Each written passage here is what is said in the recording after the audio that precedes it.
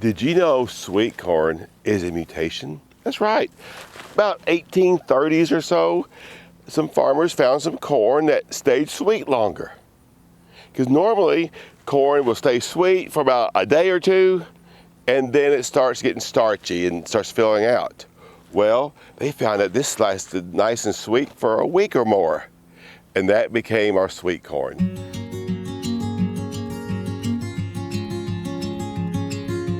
Today we're going to talk about a favorite subject of a lot of you all, and I don't think I know many people who don't like sweet corn. If I asked you what you liked, what variety of sweet corn you say, I love peaches and cream. And this is peaches and cream, by the way. But just like from that first mutation, that first sweet corn that we had, like Country Gentleman, how far have we came in the last 50 years on peaches and cream? Because is this peaches and cream? It looks the same, doesn't it? They're both yellow and white. But let me tell you something. The genetics is totally different. This is peaches and cream. And it is a good sweet corn about 40 years ago. And we made a lot of improvements since then. And a lot of people get fooled because it has white and yellow kernels and think all of that is peaches and cream. For example, here's one here, white and golden colored. It's not peaches and cream. It's a commercial variety that you often will probably buy in a store. It's from one of our major companies. Here's another one that's named called Primus. So we don't always know what it is. As a matter of fact, when I first learned about the genetics of sweet corn, I was eating out in the middle of a field an ear of peaches and cream, and someone handed me another one and said, here, try this one. I took a big bite out of it and I threw the peaches and cream down, because what they've isolated over the last 40 or 50 years is a lot of genetics that express the sugar content of the sweet corn as well as its tender. So peaches and cream, the reason it was so popular, it contained a sugary gene. Now the very first one that did that is called butter and sugar. So you can think something that's called butter and sugar is pretty sweet, and compared to what they were growing at the time, it was extremely sweet. Now remember, field corn about one day a year, maybe a half a day a year, well, it tastes pretty good. Finding that day is the hard part. Thinking about sweet corn, it stays in that sugary mode for 7 to 10, even up to 2 weeks, some of our new hybrids. So we have that sugary gene, and that really was a huge improvement. But they also went one step further. How about super sweet? That's right, there is a super sweet gene, and that's one like we have right here. It's called Illini Super Sweet.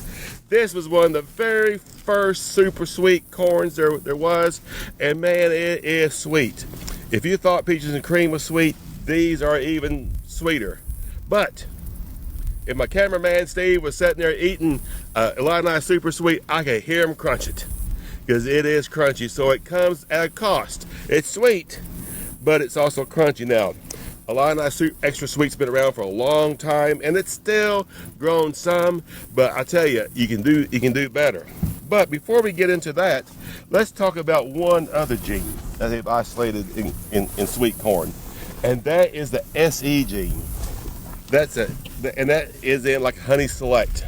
Not only does it have the sugary gene that peaches and cream has, this also has another gene being expressed, the SE gene, and this makes it very tender.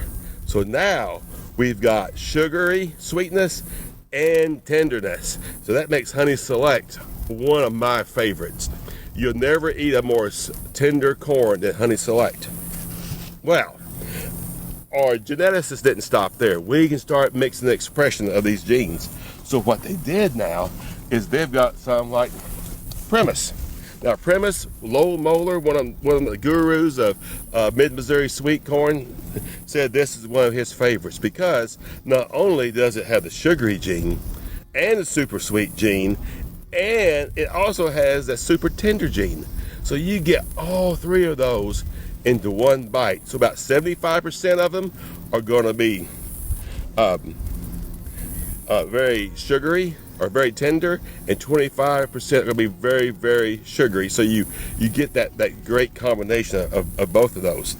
Now, just because it is, as I mentioned before, that it's bicolor doesn't mean that's always going to be the best. some of the favorite corns that I have are either solid white, like Milky Way. This is Milky Way. We have a few speckles of yellow on there because in this patch that we're growing 12 different ones, there's a lot of pollen going on, so we do get a little bit of the yellow there. But this is a Milky Way because it is solid white, and believe me folks, it is just as good as any one of the other ones that have all three of those genes expressed.